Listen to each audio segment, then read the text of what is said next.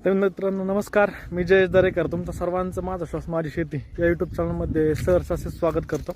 तर मित्रांनो, आता आपल्या इकडचं टेम्परेचर जे आहे ते 37-38-40 डिग्री सेल्सिअस दुपारचं व्हायला लागले. तर पपईला उन्हाळ्यात जो महत्त्वाचा प्रॉब्लेम असतो तो म्हणजे लाल कोळी.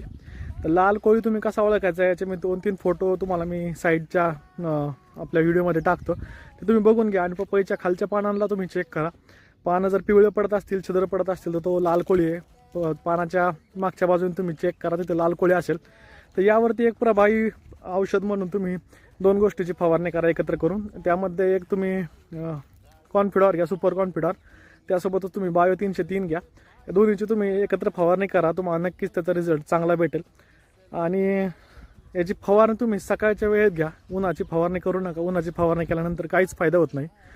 त्यासोबतच तुम्ही आपल्या झाडांचं निरीक्षण करा, खालच्या साईडने पानं जर पिवळी पडत असतील